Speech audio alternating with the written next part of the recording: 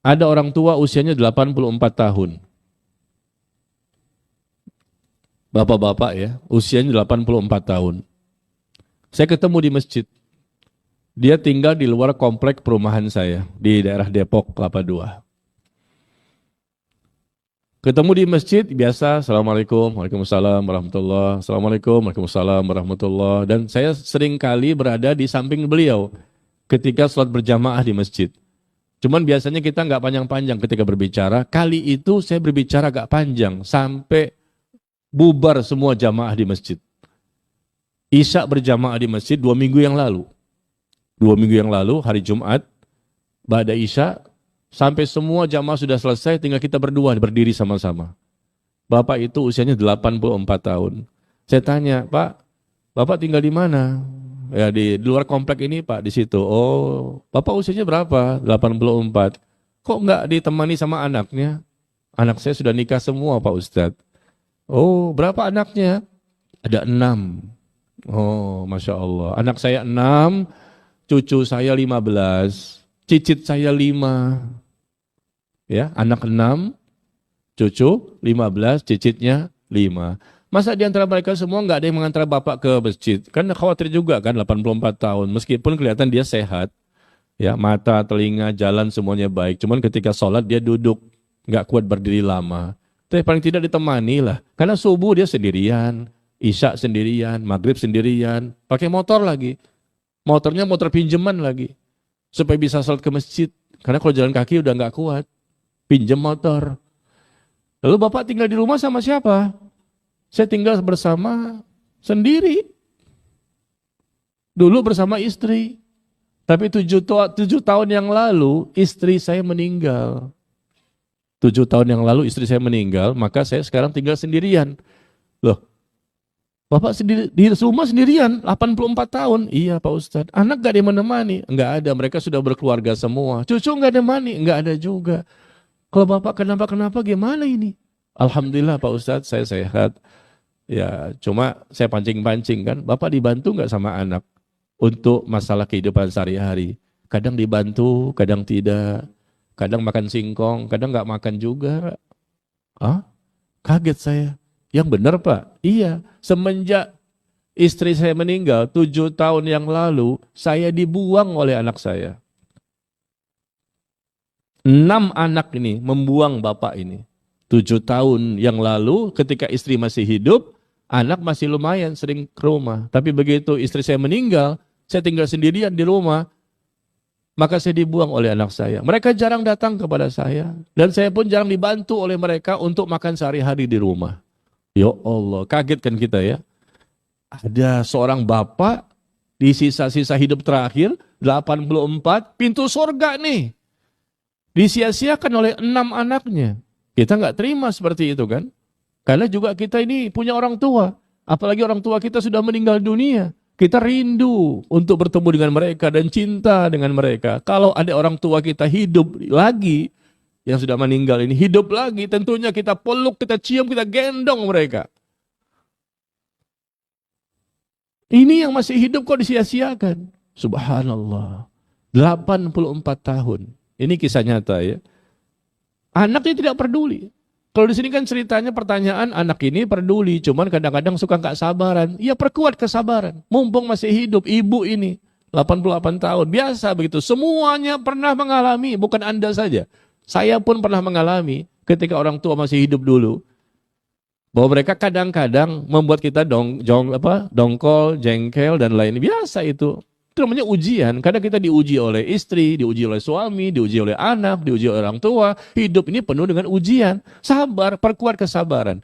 Tapi kalau kita bandingkan dengan kisah bapak tadi, coba. 6 anaknya tidak peduli.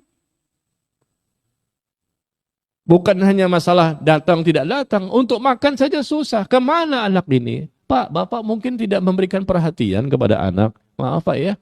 Kok bisa anak berbuat seperti itu kepada bapak? Kata dia, Pak Ustadz, dari kecil saya sekolahkan mereka. Sampai besar, sampai berkeluarga. Sampai rumah mereka, 6-6-nya itu saya membelikan. Rumahnya mereka saya membelikan rumah itu. Rumah saya besar, di komplek perumahan sama seperti Bapak. Satu komplek kita dulunya. Oh iya, rumah saya besar saya jual. saya pindah ke rumah yang kecil. Nah, duit itu saya bagi kepada anak-anak saya yang berjumlah 6 orang. Saya belikan mereka semua rumah. Saya berbuat baik kepada mereka dari kecil. Sampai mereka nikah pun saya belikan rumah mereka. Tapi nggak tahu kenapa ya, kok mereka nggak suka sama saya. Saya punya salah pasti Pak Ustadz, karena manusia biasa. Tapi ya sudahlah, saya maafkan kesalahan mereka. Allahu Akbar, orang tua tuh lihat. Saya maafkan semua kesalahan mereka. Meskipun mereka jarang ingat kepada saya. Bahkan ada anak nomor 4, perempuan, udah 3 tahun gak mau datang. Lebaran pun gak datang. Padahal rumahnya depan. Depan gak jauh dari masjid. Tuh rumahnya di situ. Gak datang ke rumah saya udah 3 tahun. Lebaran pun gak datang.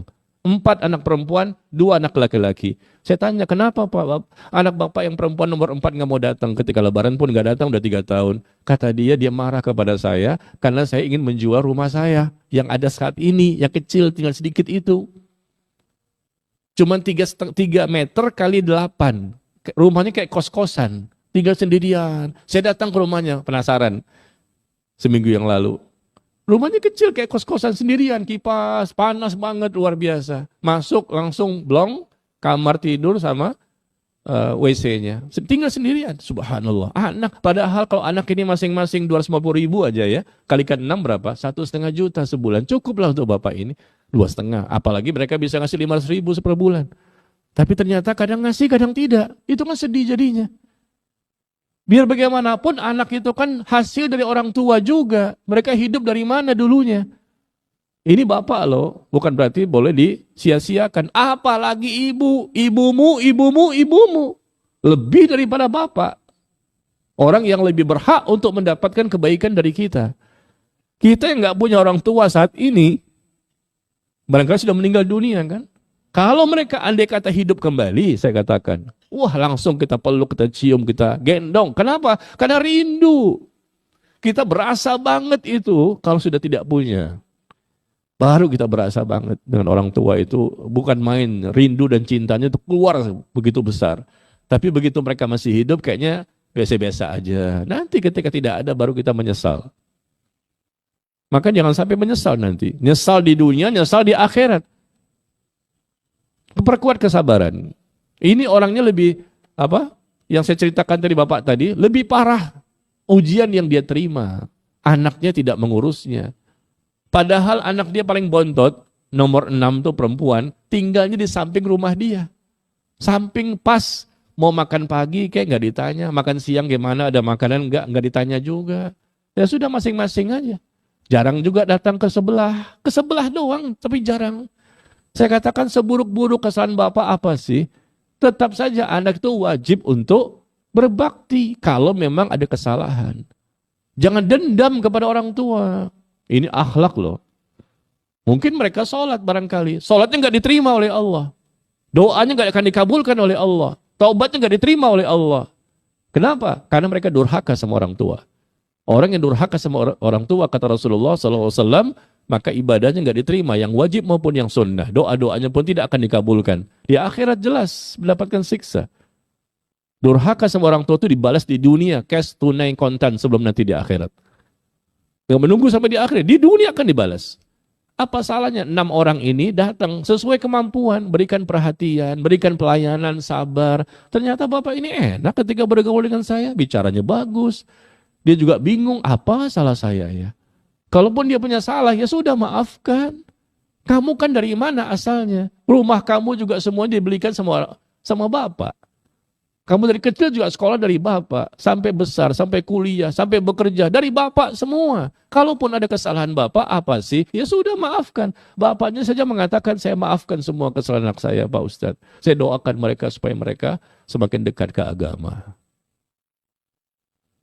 Ya, jadi ini cerita tersampaikan akibat dari pertanyaan ini. Jadi cuma ibu 88 tahun sudah sepuh, ini 84. Ya sudahlah, saat-saat terakhir ya kita bersama mereka, maka jangan sampai kita melakukan perilaku-perilaku yang bisa mendatangkan murka Allah. Karena ridhonya Allah ada pada ridhonya orang tua, dan murkanya Allah ada pada murkanya orang tua.